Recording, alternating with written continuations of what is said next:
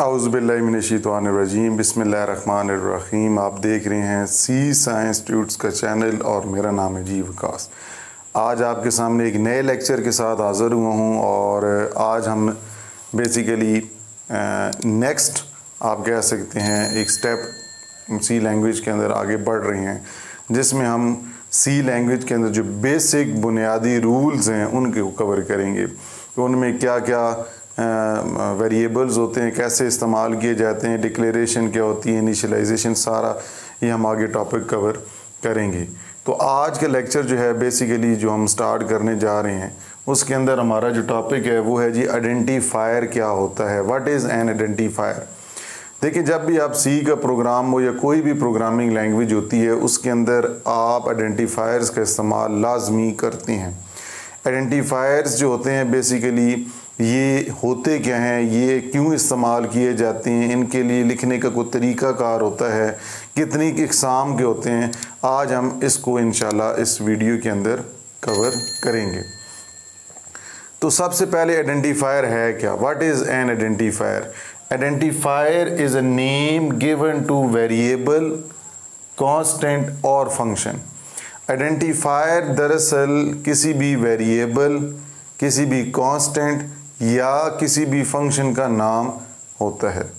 ठीक है, आप किसी फंक्शन को नाम देते हैं, आप कोई वेरिएबल बनाते हैं प्रोग्रामिंग लैंग्वेज के अंदर, या आप कोई कांस्टेंट यूज़ कर रहे होते हैं according to the requirement of question या प्रोग्राम। तो जो आप नाम उस वेरिएबल, कांस्टेंट या फंक्शन को देते हैं उसी को आइडेंटिफायर कहा गया है।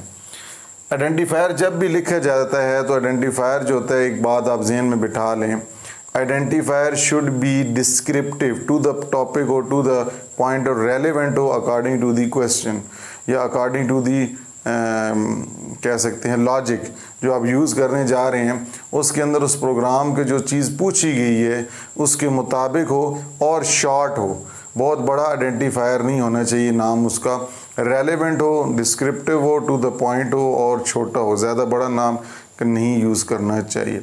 कोई पाबंदी नहीं है, लेकिन कितना बड़ा यूज़ कर सकते हैं, कितने कैरेक्टर्स तक नाम लिख सकते हैं आइडेंटिफायर का। It can be written up to 31 characters. ये मैंने आपको हाईलाइट यहाँ पे किया हुआ है, जो सर्कल अभी कर रहा हूँ कि आप 31 कैरेक्टर्स तक आइडेंटिफायर का नाम दे सकते हैं, 31 कैरेक्टर्स तक। लेकिन प्रेफर यही किया जाता है कि शॉर्ट हो और डिस्क्रिप्टिव हो। आप जब भी कोई प्रोग्राम यूज़ करें तो आइडेंटिफायर का नाम, चाहे वो कांस्टेंट हो, वेरिएबल हो, फंक्शन हो, कोई भी आइडेंटिफायर हो, वो शॉर्ट होना चाहिए और डिस्क्रिप्टिव होना चाहिए। ठीक है, लेकिन आप 31 कैरेक्टर्स तक लिख सकते हैं। अगर आप इन 31 कैरेक्टर से बढ़ जाते हैं, मतलब आप इन 31 कैरेक्टर से ज़्यादा दे देते हैं नाम, जो कैरेक्टर्स हैं वो कंपाइलर इग्नोर कर देता है। ठीक है, कंपाइलर आइडेंटिफायर का नाम इग्नोर कर देता है, वो सिर्फ 31 कैरेक्टर्स को ही एक्सेप्टेबल करता है। अच्छा जी, अब बात करते हैं जी रूल्स की, रूल्स ऑफ आइडेंटिफायर। जब आप आइडेंटिफायर लिखते हैं, आगे हम पढ़ेंगे इन्हीं आने वाले लेक्चर्स के अंदर नेमिंग ऑफ वेरिएबल्स के, वेरिएबल्स को नाम किस तरह दिया हमारा, क्योंकि सी प्रोग्राम जो है वो बेसिकली वेरिएबल्स पर मुश्तमिल होगा और कांस्टेंट पे फंक्शंस भी यूज़ होंगे। सब का इस्तेमाल ऐसा ऐसा हम अभी कवर करेंगे। बेसिक कोर्स है, बेसिक में जितनी चीज़ें बुनियादी हैं वो आपको इंशाल्लाह जो सेकंड ईयर में कंप्यूटर साइंसेज के स्टूडेंट्स को पाकिस्तान के अंदर पढ़ाई जाती हैं वही आपको शेयर की जाएंगी। आइडेंटिफायर जो होता है उसका नाम लिखने के लिए सबसे पहले point, first character must be N alphabet और अंडरस्कोर। मैंने यहाँ पे जी अल्फ़ाबेट और अंडरस्कोर को हाईलाइट किए हुए, मतलब अंडरलाइन किए हुए, कि आप जब भी कोई आइडेंटिफायर का नाम लिखेंगे वो हमेशा पहला जो लेटर होगा वो आपका अल्फ़ाबेट हो या अंडरस्कोर हो। मैं आपको एग्जांपल कुछ दे देता हूँ ताकि आपके लिए समझना आसान हो जाए। ठीक है जी, मैं इस जगह पे देता हूँ, मिसाल के तौर पे मैं दे देता हूँ यहाँ पे जी मार्क्स। ठीक है जी, अब मार्क्स जो है ये आपका जो यहाँ पे मैंने नाम लिखा है वेरिएबल का, ये रेलेवेंट है क्योंकि ये स्टार्ट किस से हो रहा है, ये कैरेक्टर से हो रहा है। इसी तरह अगर मैं यहाँ पे लिख दूँ हैश एज, ठीक है, हैश एज, तो ये भी रेलेवेंट है। क्यों? क्योंकि ये स्टार्ट अंडरस्कोर से हो रहा है, अंडरस्कोर से स्टार्ट हो रहा है। लेकिन अगर मैं यहाँ पे लिख दूँ 9 होम तो ये गलत है, बिकॉज ये जो स्टार्ट हो रहा है ये 9 से हो रहा है। 9 एक डिजिट है। कभी भी आप आइडेंटिफायर का नाम डिजिट या आप कह सकते हैं डॉलर सैलरी एक ये बनाया वेरिएबल, ये भी गलत है, क्योंकि आपके यहाँ पे वेरिएबल का नाम या किस से शुरू हो रहा है, डॉलर से। तो सिंबल हो गए या डिजिट्स हो गए, इनसे आप आइडेंटिफायर का नाम का आगाज़ नहीं कर सकते। इसके लिए फिर आपको कैरेक्टर या अंडरस्कोर से आप ये लिख सकते हैं। उम्मीद करता हूँ कि ये आपको पहला रूल समझ आ गया होगा।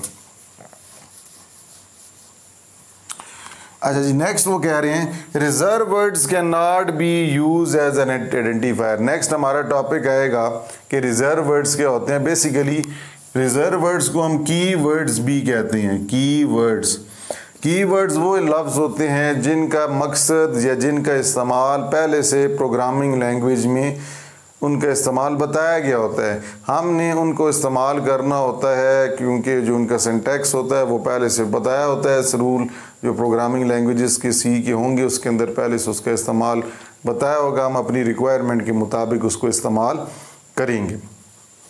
तो कीवर्ड्स को ही रिजर्व वर्ड्स कहते हैं। तो वो सी लैंग्वेज के अंदर कीवर्ड्स की तादाद है जी 32। कितनी है जी? 32 कीवर्ड्स हैं इन सी लैंग्वेज, और आप इन 32 कीवर्ड्स को वेरिएबल, कांस्टेंट या किसी फंक्शन के नाम के तौर पर नहीं ले सकते। आइडेंटिफायर आप इस्तेमाल नहीं कर सकते। ठीक है जी। हाँ, आपने कम्बिनेशन ऑफ मुख्तलिफ करैक्टर्स या दरमियान में लिखना हो, जिस तरह मैं यहाँ पे लिख देता हूँ जी हाउस हैश 502। अब ये आप नाम ठीक है क्योंकि ये हैश सेंटर में है, लेकिन नाम शुरू अल्फ़ाबेट से हो रहा है। दरमियान में या एंड पे आपके लेटर्स या नंबर्स आ जाएं तो इससे कोई प्रॉब्लम आपको नहीं पड़ेगी। मैं आपको ये बता रहा हूँ, कोई ये एरर नहीं है। अगर शुरू में आप नंबर लिखते हैं या सिंबल लिखते हैं तो फिर आपके लिए एरर आ सकता है। अच्छा, अब बात करते हैं आइडेंटिफायर्स की, टाइप्स की। ये टॉपिक यहाँ पे कवर हो जाता है। 2 ही रूल्स आगे डिटेल में हम पढ़ेंगे वेरिएबल्स के जब पढ़ेंगे। आइडेंटिफायर 2 तरह के होते हैं। एक होते हैं जी स्टैंडर्ड आइडेंटिफायर और एक होते हैं user defined identifier. Standard identifiers वो होते हैं जो प्रोग्रामिंग लैंग्वेज का पहले से हिस्सा होते हैं। स्टैंडर्ड आइडेंटिफायर्स जो होते हैं ये प्रोग्रामिंग लैंग्वेज का पार्ट होते हैं, पहले से हिस्सा होते हैं। इनको सिर्फ हमने इस्तेमाल करना होता है और इसके लिए हमें शुरू में प्री प्रोसेसर डायरेक्टिव की मदद से हेडर फाइल लिखनी होती है। हमने पढ़ी भी थी हैश इंक्लूड्स tdu.h। पिछले अगर आप लेक्चर जाके देखें structure, basic structure of C program, उसमें हमने एक लाइन शुरू में ऐड की थी। वो इसलिए की थी कि हमने मेन बॉडी के अंदर हमने प्रिंट एफ फंक्शन इस्तेमाल किया था, और प्रिंट एफ जो है यही एक स्टैंडर्ड आइडेंटिफायर है जिसका इस्तेमाल ये है कि इसको आपने आउटपुट फंक्शन के तौर पे सी लैंग्वेज में इस्तेमाल करना है। तो इसका जो यूजेज है स्टैंडर्ड आइडेंटिफायर का, प्रिंट एफ का, ये ऊपर से हम हेडर फाइल से हमें उसके अंदर शामिल करना होता है प्रोग्राम में। उसका मतलब उसमें पहले से बताया गया है, ये लाइब्रेरी फाइल शामिल करनी होती हैं। तो ये जो बिल्ट इन फंक्शंस होते हैं मेजॉरिटी इन्हीं को स्टैंडर्ड आइडेंटिफायर्स कहते हैं, और इनको आप दोबारा रीडिफाइन नहीं कर सकते, दोबारा अपने इस्तेमाल के लिए दोबारा नए सिरे से इसको यूज़ नहीं कर सकते। जबकि यूज़र डिफाइंड फंक्शन, देखिए मैंने प्रिंट एफ स्कैन एफ लिखा है, स्कैन एफ प्रिंट एफ आगे पढ़ेंगे इनके बारे में। यूज़र डिफाइंड फंक्शंस या यूज़र डिफाइंड आइडेंटिफायर्स वो होते हैं जो यूज़र हो या प्रोग्रामर खुद डेवलप करता है अपनी रिक्वायरमेंट्स के मुताबिक। जिस तरह ए हो गया, एज हो गया, मार्क्स हो गया, कोई भी आप वेरिएबल्स का नाम देते हैं या फंक्शंस का नाम देते हैं या आप कांस्टेंट का नाम यूज़ करते हैं। ज़्यादातर वेरिएबल और फंक्शन के जो नाम आप खुद यूज़र या प्रोग्रामर बनाता है जो कि प्रोग्रामिंग लैंग्वेज के आप कह सकते हैं उसका हिस्सा नहीं होते या उन रिजर्व वर्ड्स में वो शामिल नहीं है, तो वो यूज़र डिफाइंड आइडेंटिफायर्स होते हैं। तो आज का लेक्चर हम यहाँ पे ख़त्म करते हैं, जिसके अंदर मैं समराइज़ करता हूँ कि हमने आइडेंटिफायर के बारे में पढ़ा कि आइडेंटिफायर क्या होता है, आइडेंटिफायर किस तरह लिखना चाहिए, उसके रूल्स क्या हैं, फिर उसके बाद हमने उनकी टाइप्स पढ़ी, स्टैंडर्ड और यूज़र डिफाइंड आइडेंटिफायर। इंशाल्लाह नेक्स्ट लेक्चर में आपसे मुलाकात होगी। अगर आपको कोई सवाल होगा तो आप सवाल पूछ सकते हैं। नेक्स्ट लेक्चर में जल्द आपसे मुलाकात होती है, तब तक के लिए अल्लाह हाफिज़।